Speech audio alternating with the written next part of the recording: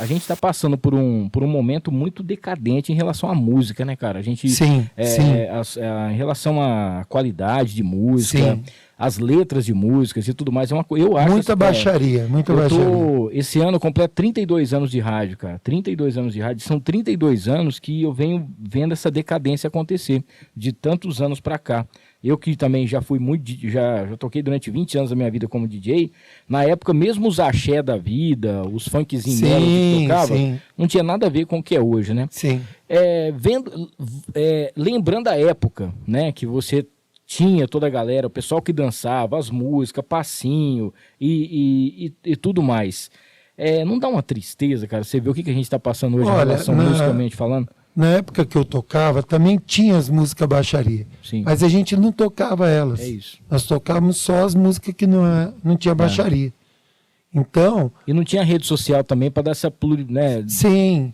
O ambiente das minhas festas era o ambiente do Mingau do Palestra. Palestra que não existe mais. Então tinha um mingauzinho de domingo que o pessoal ficava lá rodando. E eu peguei como referência.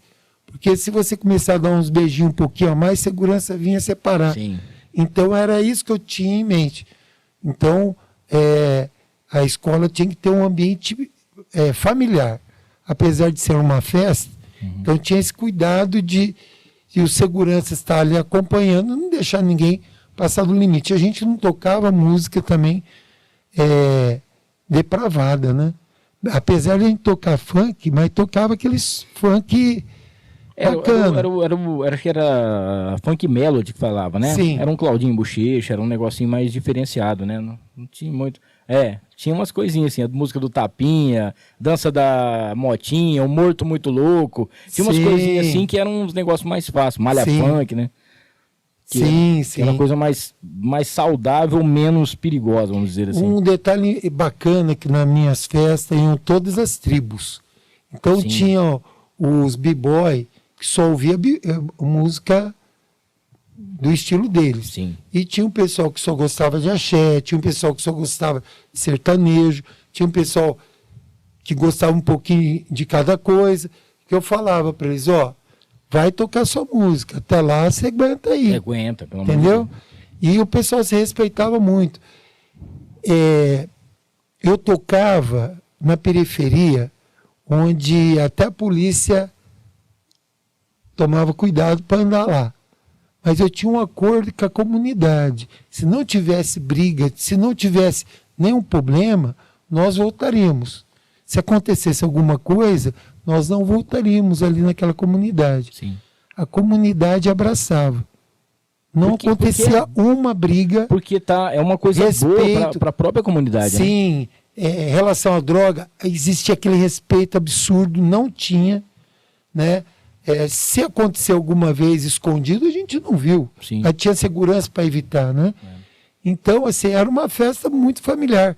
A gente levava lazer para a periferia, né? Um lazer barato. A gente levava uma estrutura de melhoria de escola, né? Que depois que eu saía, alguma coisa ia melhorar na escola. Por exemplo, um ventilador. Quantos bebedouros com água gelada, aquelas caixas d'água, nós colocamos nas escolas de Rio Preto.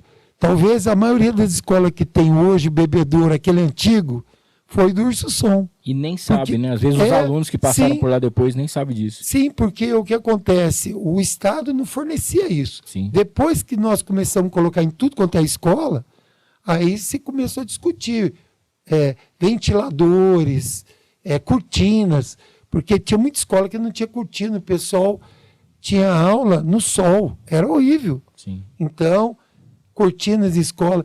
Então, eu vou te falar, o pessoal nem sabe dessas coisas, né? A pessoa ir na festa para curtir. Mas por isso que eu queria te entrevistar, porque quando eu troquei uma ideia com você, que a gente estava tomando um café e você contou isso para mim, eu falei, cara, a gente precisa contar isso.